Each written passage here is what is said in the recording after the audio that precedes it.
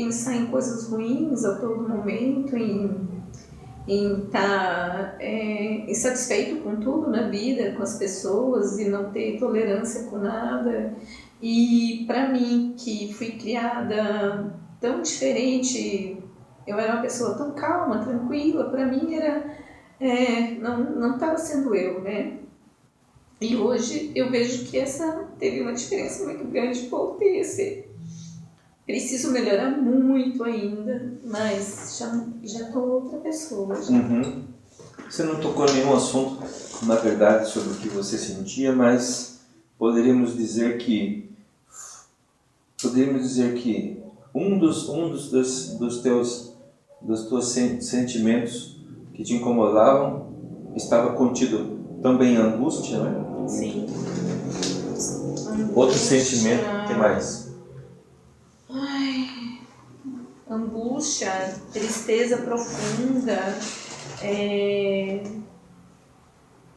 não se sentir que pertence, né, a esse mundo. Eu não sei nem explicar exatamente de tanta tristeza que tinha dentro de mim, de achar que não pertencia a nenhum grupo, que não tinha o direito de gostarem de mim, que não era uma pessoa boa, né? Tantas coisas que eu imaginava que mudou muito, né? Rejeição? Sim, rejeição. E para mim a opinião dos outros contava muito, né? Como por exemplo, dá um exemplo. Um exemplo de família, né? De marido, que a família de repente no começo não me aceitava e eu tinha esse sentimento dentro de mim, e aí isso foi se tornando uma bola, e eu não imaginava que isso fosse fazer tanto mal com o tempo, né? E porque eu era uma pessoa muito positiva, muito feliz. E quando eu vi nesse quadro de depressão total, né? De pensamentos muito ruins, de não conseguir achar uma solução na vida, é muito triste, porque aconteceram muitas coisas, então isso tudo influenciou para que eu me tornasse essa pessoa amarga, triste, né? E sendo que eu não sou assim, entendeu? Chegando até ao extremo de pensar em Sim. Suicídio? Sim. Uhum. Pensei, cheguei a pensar. Certo. Passou pela sua cabeça várias vezes, várias formas de suicídio, né? A gente tem que admitir isso porque a gente até admitindo e tratando, nunca mais, entende? Vamos fazer parte disso, porque isso está no nosso sentimento distorcido. Nós não nascemos, desde criança, não nascemos com nada disso. Sim. Conforme a gente vai crescendo, na parte da infância e da juventude, os parentes da gente vão falando coisas incríveis pra gente.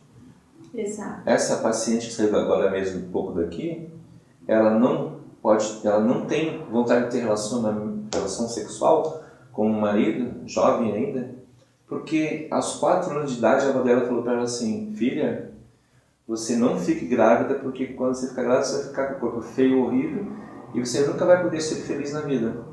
Porque ela não era feliz. Sim. Então ela passou isso para ela. E ela foi se bloqueando e ela não tem nem relacionamento sexual e nem orgasmo. Ou seja, uma pessoa totalmente, já está no 3º relacionamento. E todos os homens ficam 2, 3 anos com ela e depois não tem relacionamento sexual, depois larga. Tipo assim, ela está fazendo a 2ª sessão dela e está se curando completamente. Que bacana. Então assim, voltando no teu assunto, você percebe alguma diferença, Maria Edir, antes de você vir aqui e depois? Sim. Antes você achava que o que você sentia era talvez até culpa dos outros. Sim. No começo eu me culpava e depois eu achava que todo mundo tinha culpa da minha tristeza, infelicidade, que as pessoas faziam de propósito, falavam de propósito, né? E porque eu não enxergava já o mundo de uma maneira, né, boa. Então foi isso que aconteceu. Aquelas pequenas coisinhas, aquelas pequenas palavras que às vezes falavam e que não tinham de repente um sentido, para mim era o suficiente para me magoar profundamente, né? Mas para mim mudou muito, porque eu sinto que hoje eu não tenho mais aqueles pensamentos. Assim, não vou dizer que eu tô 100%, Não, mas... não, os pensamentos existem. Mas os sentimentos... Sentimentos já mudaram. Porque o pensamento ele não muda, ele não apaga. Sim. Hipnose não apaga pensamentos. Exatamente. Ele só muda a concepção da compreensão da coisa errada. Da coisa errada. Para o certo. Sim.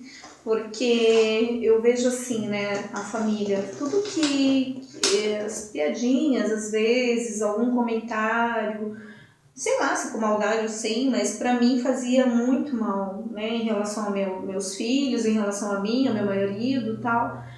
E só porque eu hoje aprendi que você tem que perdoar as pessoas, que você tem que relevar, porque se você levar tudo a ferro e fogo, você não convive com ninguém, né? Uhum. Não consegue conviver, porque as pessoas às vezes fazem por maldade ou sem querer, enfim. Então, e outra, a gente tem que ser segurando, né? Segura no que você é, você sabe da sua essência, do que você realmente é. Pronto. Precisa ligar para mais nada. Você está falando tão diferente da primeira vez que você veio aqui, que você quase nem falava e ficava falando emocionalmente, contida para dentro, sofrimento total. Agora você está falando totalmente diferente, mesmo emocionada dessa forma. Realmente. Mudou muito para você, né? Muito. Uma sessão só, vamos fazer a segunda hoje. Sim. E depois uma terceira para terminar e encerrar. A terapia de hipnose aqui na clínica, ela é dividida em 3 sessões. Dá para fazer realmente tudo numa sessão só de 3 horas, com certeza absoluta. Mas essa condição financeira que as pessoas fazem de pagar em 3 sessões, é feita em 3 sessões de 2 horas. Você fez a sua primeira sessão de 2 horas, sessão de terapia de hipnose de 2 horas. E quando você fez a primeira sessão de terapia de 2 horas e foi para casa, e depois no outro dia você acordou na sua cama, abriu os olhos e começou o teu dia novo, como que foi para você dali em diante, até hoje? Quais foram as coisas que você percebeu que mudou em relação a você e em relação às pessoas? Já começou ao dormir. Dormir diferente, dormir bem. Como se várias coisas fossem eliminadas nos meus sonhos, nos meus pensamentos. E realmente, a cada dia eu senti uma mudança, alguma coisa diferente acontecendo, né? Realmente de tentar ser tolerante, de repente até com meus filhos, de não me irritar tanto, né? De tentar ser mais... Não que eu não seja uma boa mãe, que eu não seja amável, mas é que como eu estava com tanta depressão, com tanta tristeza, que eu não conseguia tratá-los diferente, né? E aí hoje eu já consigo ver que eu fiz tudo aquilo e que pena que tudo teve que passar por isso, mas eu conversei com eles, falei, olha, a mamãe tá bem, a mamãe vai melhorar e outra pessoa. E tenho certeza que vão melhorar muito mais ainda. Durante o período que você ficou mal, quanto tempo da sua vida você ficou sofrendo com essas coisas que você sofria? Olha, que eu tenho realmente, que eu percebo que eu tenho uma depressão. Eu até esses tempos estava pensando se não foi em pós-parto, porque eu não era assim, desde que eu tive meu último filho. Certo? É um período onde que eu senti que realmente teve uma mudança drástica assim, no meu humor,